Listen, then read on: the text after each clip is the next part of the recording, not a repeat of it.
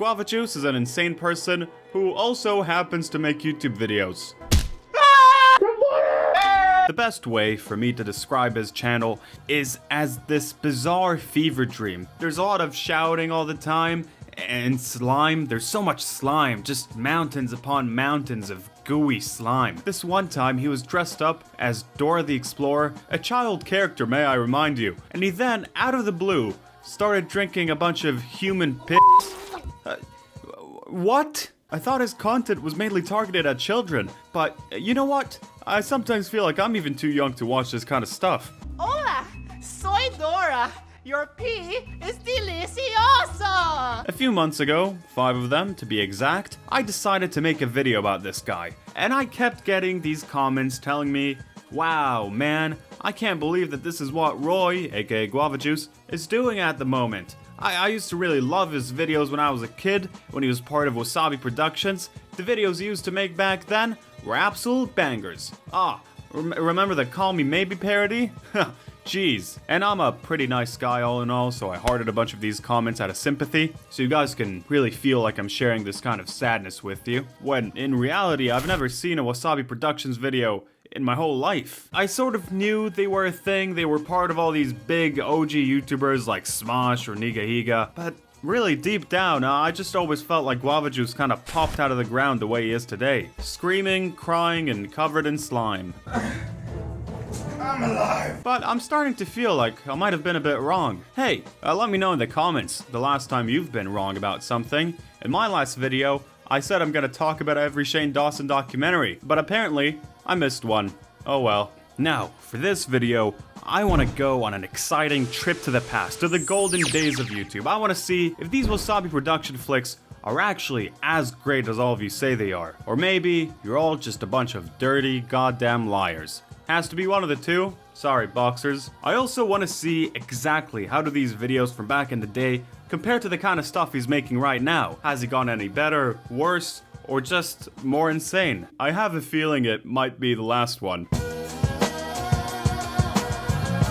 It's 2006. Adam Sandler's classic of a movie, Click, was just released into theaters to wide critical acclaim. I was either 6 or 6 at the beginning of the year, living in Trieste, Italy with my family, having a great time. YouTube was still a fairly new website, and, more important than all this crap, Wassabi Productions was born. Some of the videos on their channel are so insanely old that they're in 240p. I mean, check this one out. I can't even figure out what's going on. At the moment, it's all blending into each other. I feel like I can count all the pixels on one hand. It's a big mush of a video. I can't understand anything. So I gave a lot of their videos a watch, and you know what? I kind of like some of their early stuff, probably more for the sort of novelty of it. There's something very comforting about watching old school YouTube. You know, back then, they were making things years before you could even monetize your content. So you really know that everything they do is just purely for fun. They're just doing it for themselves. They're two high school buddies messing around doing dumb crap. And that's something that's kind of nice to see. Their TikTok by Kesha parody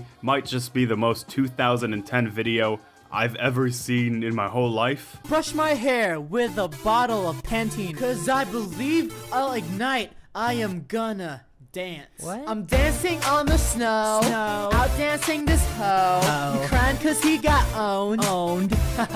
I'm not fully sure what's going on in it. Usually song parodies on YouTube have a specific thing they're parodying or like a theme that they're following, but their lyrics just seem kind of random, to be honest. Bit random, zany, and wacky. That's what people were all about back in good old 2010. Now here's the thing, a lot of these Wassabi production videos do kind of feel like the type of thing that if you didn't grow up watching it, you're definitely not gonna like it as much as someone who did. So me, just watching this now, I don't have a lot of feelings of nostalgia attached to this channel. And I'd even say that at some point, these videos became pretty rough to watch, to say the least. This sort of super random humor that was popular at the time can become kind of annoying after a while. I had an especially difficult time when it came to the Richard and Rolanda videos.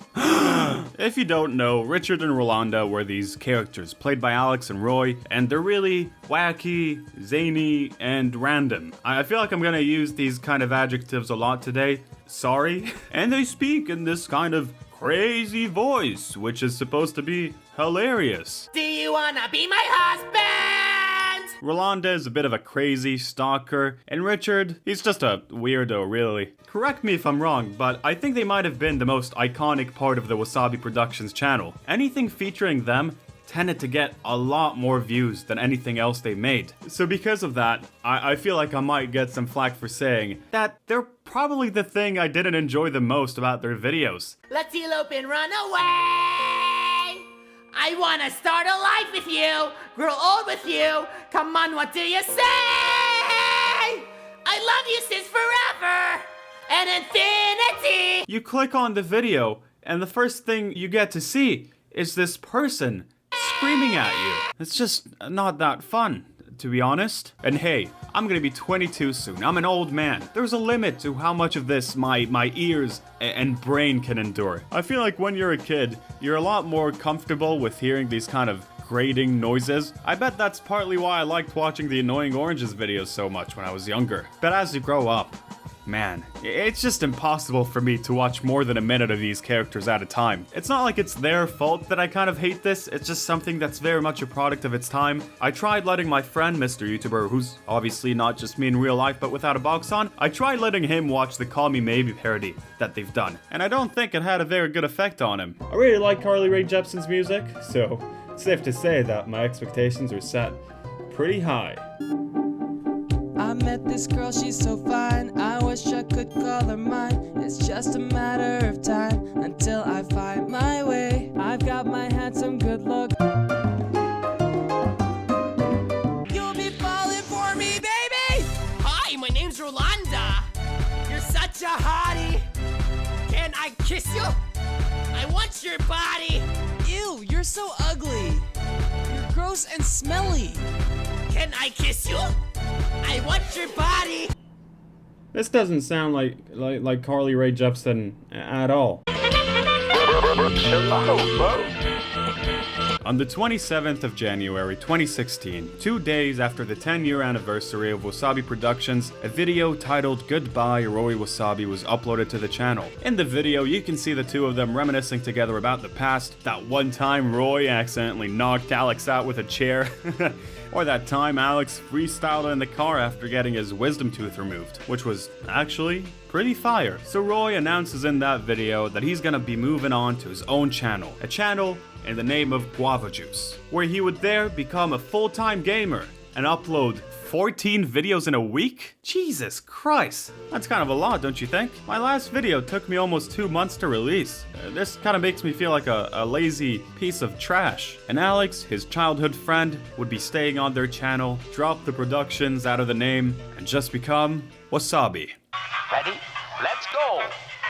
If you've seen any recent videos talking about the GUAVA JUICE channel, or if you've seen the GUAVA JUICE channel yourself, you'd notice something that's very obvious. You'd see that there's a very clear lack of any sort of gaming content at all. Specifically the 14 gaming videos in a week that I was promised, which really sucks. But it mainly means that things have changed quite a bit on the channel since it was made. It's very obvious that if Wassabi Productions was this place where they both did more creative stuff, you know, sketches, parodies, all that kind of jazz, GUAVA JUICE on the other hand would be a way more business-oriented channel. It would be a well-oiled money-making machine, meaning his goal is pretty much to crack the YouTube algorithm, follow any big trends and waves that pop up, and just keep growing and growing and growing. And hey, it very clearly worked, because he has 16 million subs now. Damn. And he's also selling his very own toys on Target now. He's a goddamn YouTube beast. I think that following Roy's career is a very fascinating thing. He adapts to changes on this website better than really any YouTuber I've ever seen. By looking at his channel and seeing the way it evolved over the years, we can also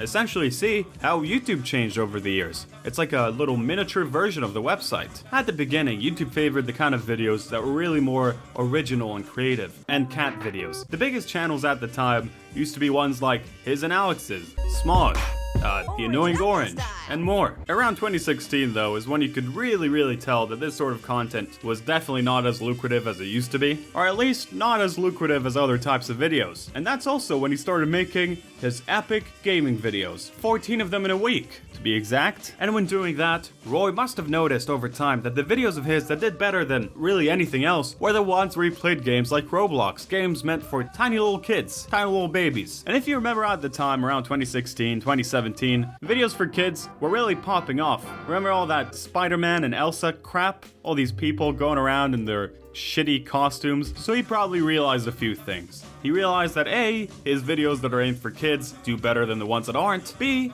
he probably saw all these other people on the website making cash, making big fat stacks over making videos for kids, and saw that he could probably profit from this kind of thing himself. Also, I don't know if you know this, but at the time, the CPM that these channels would get was like insane. It was really crazy. CPM stands for, I'm not sure, but it's essentially the amount of money that you get per 1,000 views. So if, let's say, a Spider-Man and Elsa video gets 1 million views, it would make more money than maybe a gaming video that would get 1 million views. So I just imagine good old Roi Fabito sitting in his room, putting 2 and 2 together, being like, you know what? Fuck it. I'll make a slime challenge. Let's see what happens. Might be fun, who knows. So he did that. It was pretty disgusting, but it also managed to get him over 40 million views. Holy shit. So he saw that, and in his head, he probably thought a very similar thing. It was probably like, holy moly, he makes videos for kids after all. Holy cow, geez Louise. This is absolutely bananas. Man, I need to capitalize on this somehow. And after that, actually, I want you guys to tell me in the comments exactly how many slime videos do you think that Roy has made in total? Don't cheat, don't skip a bit ahead, I'll know. Okay, I can see everything through this tiny little screen, so don't test me. Type it, send it right now. Go. He has made, in total, not 3, not 5, not 10, not 20, no. He has made exactly 45 slime videos. Wow. Here's a bunch of them played together at the same time.